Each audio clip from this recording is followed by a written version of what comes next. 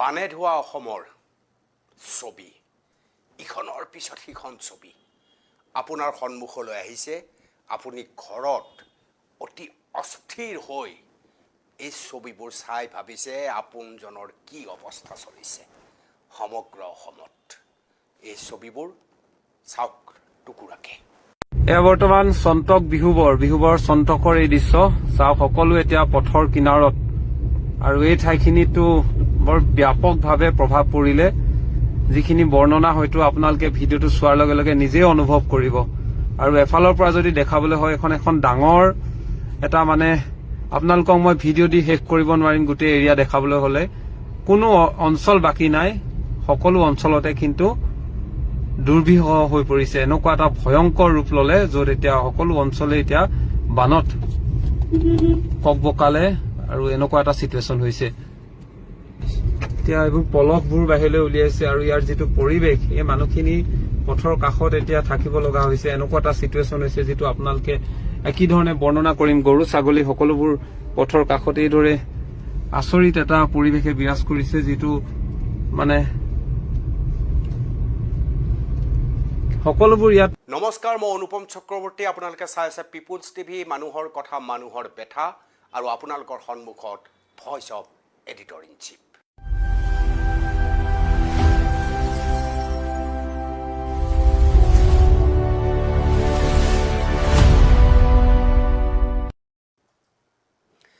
ৰাষ্ট্ৰীয় সংবাদ মাধ্যমে উজনিত হোৱা ভয়ংকৰ বানপানীৰ কিমান কভাৰেজ কৰিলে আমি সকলোৱে এতিয়ালৈকে দেখিছোঁ।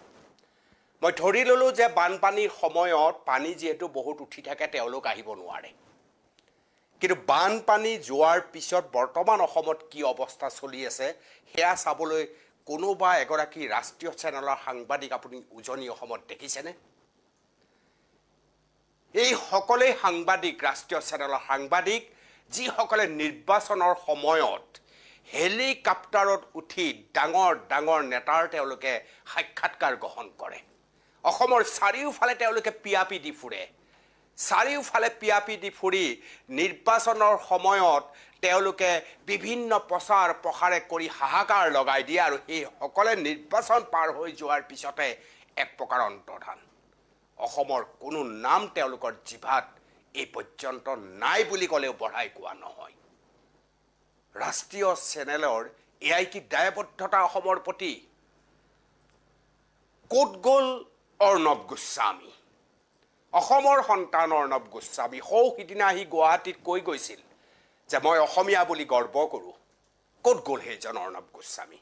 অৰ্ণৱ গোস্বামীৰ টিভি শ্ব'ত ক'ৰবাত অসমৰ বানপানী সম্পৰ্কে চৰ্চা কৰা আপোনালোকে দেখিছেনে? ক'ৰবাত অৰ্ণৱ গোস্বামীয়ে বান সাহায্যৰ কাৰণে কিবা কৰিছে দেখিছেনে?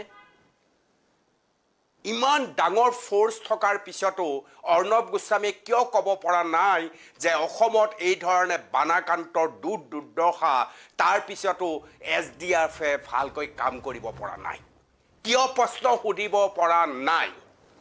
ক'ত গ'ল অৰ্ণৱ গোস্বামী? আমিতো অসম গৌৰৱ বুলি সদায় আমি ওপৰত ৰাখোঁ অৰ্ণৱ গোস্বামীক।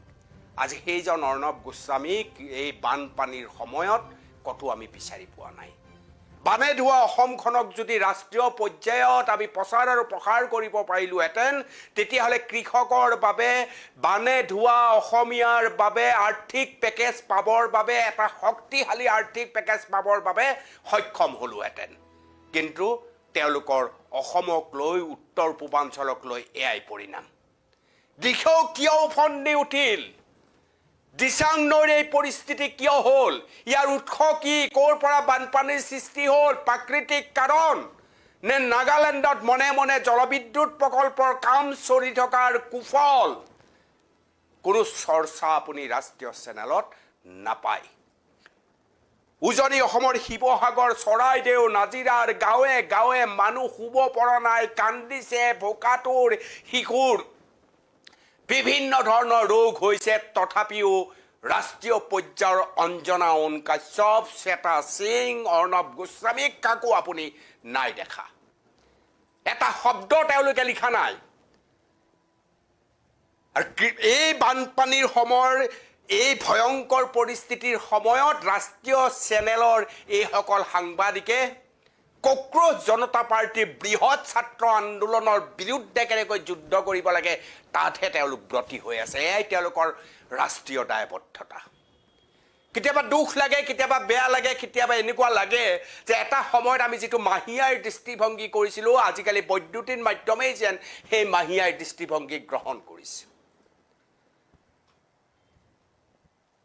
ষ্টুডিঅ'ত বহি তেওঁলোকে এটা ছাত্ৰ আন্দোলনক কিমানলৈ কঠোৰ সমালোচনা কৰিছে আপোনালোকে দেখিছে। সেই সময় তেওঁলোকৰ হাতত যথেষ্ট আছে, কিন্তু অসমৰ চাৰিওফালে বানাকান্তৰ চিঞৰ বাখৰে, বানাকান্তৰ কান্দোনে কিন্তু তেওঁলোকৰ কলিজা কঁপাব পৰা নাই। এয়াই হৈছে ৰাষ্ট্ৰীয় চেনেলৰ বা ৰাষ্ট্ৰীয় কাকতৰ সামাজিক দায়বদ্ধতা। আজি এটা স্পট ৰিপৰ্টিং হ'ব লাগিছিল, অনুসন্ধানমূলক বাতৰি ৰাষ্ট্ৰীয় চেনেলত সম্প্ৰচাৰ হ'ব লাগিছিল যে কোনো দিনে যোৱা 10, 15, 20, 25 বছৰ ধৰি বানপানী নেদেখা শিৱসাগৰে কিয় দিখৌ নৈৰ পৰা দুখ পাব লগা হ'ল। কাৰণ কি? কিয় এই দিচাঙত ভয়ংকৰ ৰূপ দেখিলে? কিয় ভগদৈ উফন্দি উঠিল? আঁৰৰ কাৰণ কি? কোনো অনুসন্ধানমূলক বাতৰি এটা অংশও আপুনি নাই দেখা। দুৰ্দশাত ইমান কষ্ট পোৱা প্ৰত্যেকজন আমাৰ মানুহৰ, বাই ভনী প্ৰত্যেকজন মানুহৰ কাৰণে কথা ক'বলৈ এজন মানুহো, এটা ৰাষ্ট্ৰীয় চেনেলৰ সাংবাদিক অসমত আহি উপস্থিত নহ'ল। কাইলৈ আপুনি নিৰ্বাচন পাতক, লোকসভাৰ নিৰ্বাচন পাতক। এমাহ আগৰ পৰা এওঁলোকে অসমৰ চুকে কোণে সোমাই এওঁলোকে তথ্য সংগ্ৰহ কৰিব আৰু প্ৰকাশ কৰিব, অমুক হ'ল, তমুক হ'ল, তমুক হ'ল। এয়াই হৈছে ৰাষ্ট্ৰীয় পৰ্যায়ৰ সামাজিক দায়বদ্ধতা। এইবাৰ অসমৰ মানুহে কাষৰ পৰা এই দৃশ্য দেখিবলৈ সক্ষম হৈছে। আমি আনৰ কথা নকওঁ, অসমৰ এজন সুযোগ্য সন্তান থকাৰ পিছতো, তেওঁ এটা বৃহৎ টিভি চেনেল থকাৰ পিছতো সেই টিভি চেনেলত দায়বদ্ধতাৰে তেওঁ এই বাতৰি প্ৰকাশ কৰিব নোৱাৰিলে, কৰা নাই, ইচ্ছাকৃত নে কি সেয়া আপোনালোকে বুজি পায়। ইয়াতকৈ আৰু হৃদয় বিদাৰক কথা আৰু একো হ'ব নোৱাৰে। যেতিয়া সামাজিক দায়বদ্ধতাৰ কথা হৈ যায়, তেতিয়া মহান অসমীয়া হোৱাৰ পৰা তেওঁলোক মনে মনে থাকে, চুপ হৈ যায়। আৰু যেতিয়া ইয়াত আহি ভাষণ দিব লাগে, গামোচা পিন্ধিব লাগে, তেতিয়াই তেওঁলোকে ডাঙৰ ডাঙৰ ভাষণ আৰম্ভ কৰে। ঠিক অসমীয়া মানুহ, আমাৰো ভুল আছে, আমি এইটো মাতি তেওঁলোকক ৰজা কৰিছোঁ, গ্লেমাৰ স্তৰ পৃথিৱীত আমি তেওঁলোকক বিচৰণ কৰাই দিছোঁ। আৰু সেইবাবে আজি এই ধৰণৰ পৰিস্থিতি আমি দেখিবলৈ সক্ষম হৈছোঁ। এটা ৰাষ্ট্ৰীয় চেনেলে অসমৰ এই ভয়ংকৰ দুৰ্যোগত একো কৰা নাই। যাৰ ফলশ্ৰুতিত কি হৈছে আপোনালোকে জানেনে? আজি কেন্দ্ৰীয় চৰকাৰৰ প্ৰতিনিধি দলে আহি চৰজমিন তদন্ত কৰিব লাগিছিল, কাৰণ যিকোনো মুহূৰ্তত আমাক এক আৰ্থিক পেকেজ, ইমিডিয়েট, অতি শীঘ্ৰে আমাক এটা আৰ্থিক পেকেজ লাগে। যদি কেন্দ্ৰীয় চৰকাৰ প্ৰতিনিধি দল আহিবহে আমি শুনি থাকিম, তেওঁলোকে পৰ্যবেক্ষণ কেতিয়া কৰিব আমি ভাবি থাকিম, তেতিয়াহ'লে আপুনি সেই সুবিধা ক'ৰ পৰা লাভ কৰিব? মই দুখনমান ছবি দেখুৱাইছোঁ ফুল স্ক্ৰীনত, ৰাষ্ট্ৰীয় চেনেল।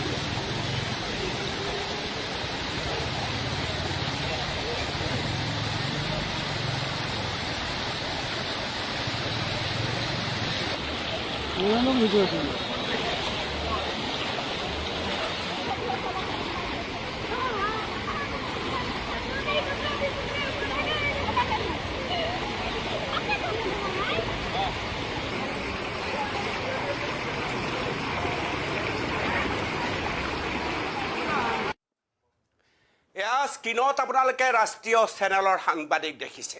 ডাঙৰ ডাঙৰ মানুহ প্ৰভাৱশীল প্ৰধানমন্ত্ৰীৰ সৈতে তেওঁলোকে মুখামুখিকৈ সাক্ষাৎকাৰ গ্ৰহণ কৰে আৰু মোৰ দিশো পাৰ নাজিৰাৰ পাৰত কন্ননৰত মানুহৰ মনৰ কথা বিলাবলৈ তেওঁলোকৰ হাতত সময় নাই যাৰ ফলশ্ৰুতিত ৰাষ্ট্ৰীয় স্তৰত আমি আমাৰ স্বাধিকাৰ আমাৰ প্ৰাপ্তিৰ ক্ষেত্ৰত আমি সমস্যাৰ মুখামুখি হওঁ আপুনি ভাবক অসমত এই ভয়ংকৰ পৰিস্থিতিত কেন্দ্ৰীয় প্ৰতিনিধি কোন আহিছে এই পৰ্যন্ত অসমত কোনেও নেদেখা ঘৰে ঘৰে অসমীয়া মানুহে কান্দিছে পৰিয়ালৰ প্ৰত্যেকজন মানুহে কান্দিছে যে আজি উজনিত কি হৈছে আমাৰ এই খেতি পথাৰ শেষ আমাৰ ঘৰবোৰ ভাঙি শেষ আজি স্বাস্থ্য সেৱা বুলি একোৱে নাই খোৱা পানীৰ অভাৱ আৰু কেন্দ্ৰীয় চৰকাৰৰ কোনো প্ৰতিনিধি এই মুহূৰ্তলৈকে আমি সন্মুখৰ পৰা দেখা নাই ওপৰত হেলিকপ্টাৰ উৰা নাই কেন্দ্ৰীয় গৃহমন্ত্ৰী অমিত শ্বাহে বানপানী চোৱা আপুনি দেখা নাই গতিকে কেন্দ্ৰীয় নেতা অহা নাই ৰাষ্ট্ৰীয় চেনেলে কেনেকৈ বাতৰি আজি ৰাষ্ট্ৰীয় চেনেলৰ কোনো সাংবাদিকে নাজিৰালৈ আহি গেলেকীলৈ আহি টিখৌলৈ আহি যদি স্পট ৰিপৰ্টিং কৰিলেহেঁতেন তেতিয়া হয়তো আমাৰ এটা সুবিধা হ'লহেঁতেন ৰাষ্ট্ৰীয় চেনেলত কিছু কথা প্ৰচাৰ সৌভাগ্যক্ৰমে বলিউডৰ অভিনেতা অভিনেত্ৰীয়ে অন্ততঃ দুই এষাৰ কথা কৈছে কিন্তু আশ্চৰ্যজনকভাৱে ৰাষ্ট্ৰীয় চেনেলৰ এইসকল সাংবাদিক এতিয়াও মনে মনে আছে মনে মনে আৰু বহুত লোক আছে আজি উজনিৰ এই অৱস্থাত ফাঁচী বজাৰৰ মাৰোৱাৰী ব্যৱসায়ীসকল ক'ত হেৰাল মোৰ প্ৰশ্ন চেম্বাৰ্ছ অফ কমাৰ্চ বুলি কিবা এটা বস্তু আছে সেয়া ক'ত গ'ল মোৰ প্ৰশ্ন আমিয়েতো বিজয় গুপ্তাক জয়ী কৰাই আনিলোঁ কলৈ গ'ল এইসকল আজি সামাজিক মাধ্যমত মানুহে লিখিছে 126 জন বিধায়কেও যদি 1 লাখ কৈ দিলেহেঁতেন সেই বদান্যতা দেখুৱাবৰ কাৰণে এজন ৰাজনৈতিক প্ৰতিনিধি আমি সন্মুখত নেদেখিম আপুনি ভাবক USTM মকবুল হকে এটা বৃহৎ চিকিৎসাৰ দল লৈ শিৱসাগৰত উপস্থিত হৈছে আপুনি ভাবক বদৰুদ্দিন আজমলে বিধানসভাৰ ভিতৰত 2 কোটি টকাৰ ঘোষণা কৰিছে আৰু আমাৰ বিধায়ক আমাৰ ধনী ধনী ব্যৱসায়ী আমাৰ অসমৰ ধনী ধনী মানুহবোৰৰ অৱদান শূন্য কোনো প্ৰতিক্ৰিয়া নাই যে ধনবোৰ যেন তেওঁ যাওঁতে লৈ যাব আৰে ধনবিলাকতো তুমি যাবা যেতিয়া আমাৰ নিচিনাকে এইটো এখন চাঙিত যাবা 4 জন মানুহে নিব তুমি কি যাওঁতে ধন লৈ যাবা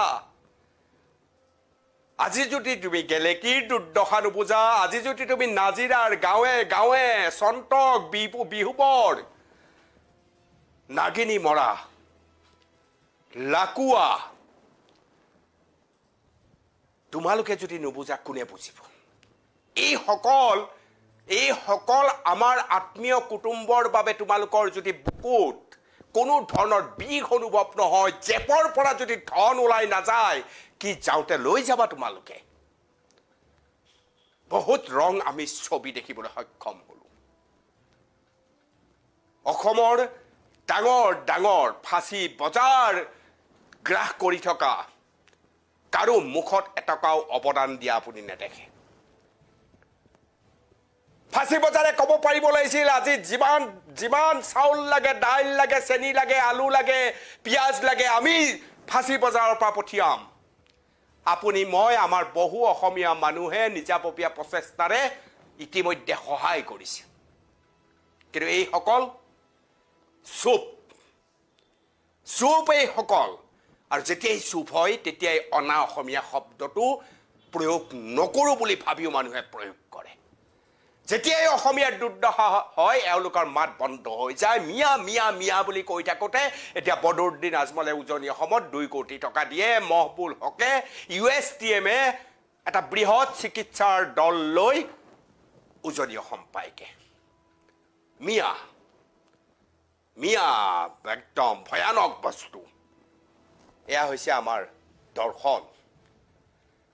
আজি গাঁৱে গাঁৱে মানুহে ক'বলৈ আৰম্ভ কৰিছে, পানী যিমান শুকাবলৈ আৰম্ভ কৰিছে সিমানেই আমাৰ মাজত আৰু বেছি ভয়াৱহ পৰিস্থিতি হৈছে।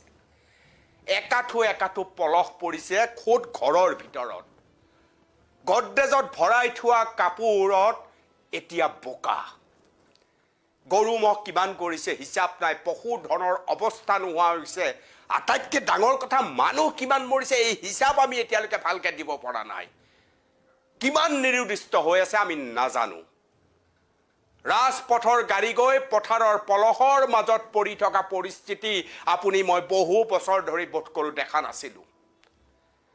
ঘৰে ঘৰে কান্দোন, কলৈ যাব আপুনি, কাক উদ্ধাৰ কৰিব? এতিয়াও পানীয়ে বহুত মানুহক আবদ্ধ কৰি ৰাখে। আমাৰ দুৰ্যোগ ব্যৱস্থাপনা বিভাগ বুলি এটা আছিল, তাৰ ফপলা ৰূপো আপোনালোকে দেখিবলৈ সক্ষম হৈছে। 126 জন বিধায়কৰ 2-4 জন বিধায়কৰ বাহিৰে বাকীসকলক আপোনালোকে দেখিছেনে? এই 126 জন বিধায়কে এমাহৰ দৰমহা আমি উজনি অসমৰ এই দুৰ্যোগত আমি আগবঢ়াইছোঁ বুলি কোৱাৰ দম ৰাখিব নোৱাৰে। আৰু সেই দম ৰাখিব নোৱাৰা এইসকল বিধায়কৰ সন্মুখত বদৰুদ্দিন আজমলে 2 কোটি টকা ঘোষণা কৰি উজনিত গৈ দি থৈ আহিলে। এই হৈছে প্ৰকৃত ছবি। খুব নিসহায় হৈ পৰিছে অসমীয়াই লাহে লাহে বুজা উচিত। লাহে লাহে অসমীয়াই বুজা উচিত আমি নজনাকে উচ্ছেদিত হৈছো। আমাৰ যে মাটিবোৰ পলসে আগুৰি পেলালে, আঁঠুলৈকে যে পলস পৰিল খেতি পথাৰত, সেই খেতি পথাৰৰ পৰা প্ৰকৃতিয়ে আমাক উচ্ছেদ কৰিছে। আৰু তাক সহায় কৰিবলৈ কোনো নাই। এওঁলোকে কেৱল সময়ত জাপ মাৰি উঠি মহান অসমীয়া হোৱা বহুত মানুহৰ সংখ্যা আপুনি মই দেখি আহিছোঁ। ৰাষ্ট্ৰীয় চেনেলৰ এই সাংবাদিকতাক আপুনি আৰু কি বুলি ক'ব?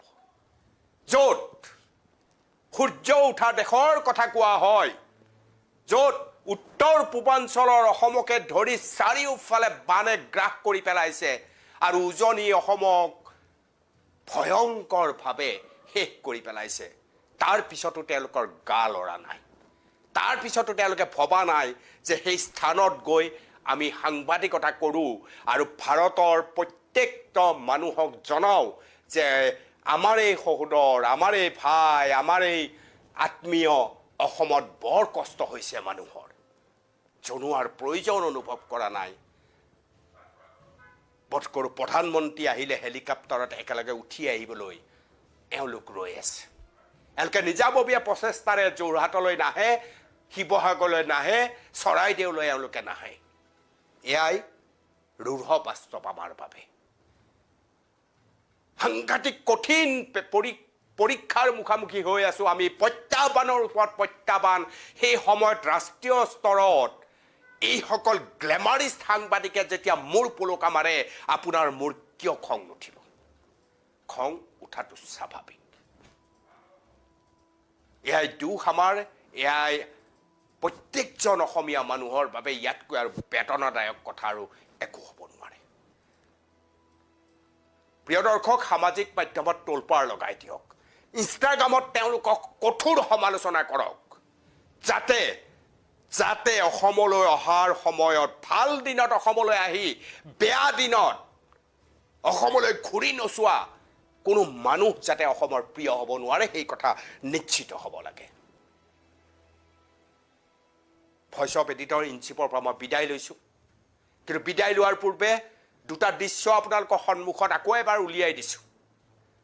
অৰ্ণৱ গোস্বামীয়েতো নাচায়েই, অঞ্জনা কাশ্যপহঁতেতো গমেই নাপায়, চেতা সিঙেতো নাজানেই।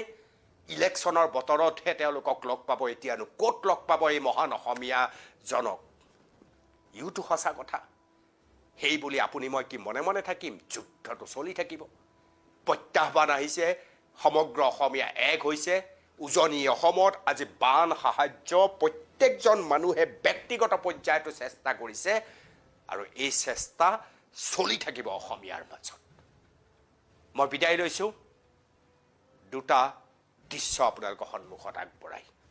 ধন্যবাদ। ভইচ অফ এডিটৰ ইন চিফৰ পৰা অনুপম চক্ৰৱৰ্তী বিদায় লৈছোঁ। চিটুৱেশ্যন হৈছে এতিয়া এইবোৰ পলসবোৰ বাহিৰলৈ উলিয়াইছে আৰু ইয়াৰ যিটো পৰিৱেশ এই মানুহখিনি পথৰ কাষত এতিয়া থাকিব লগা হৈছে। এনেকুৱা এটা চিটুৱেশ্যন হৈছে যিটো আপোনালোকে কি ধৰণে বৰ্ণনা কৰিম। গৰু ছাগলী সকলোবোৰ পথৰ কাষত এইদৰে আচৰিত এটা পৰিৱেশে বিৰাজ কৰিছে, যিটো মানে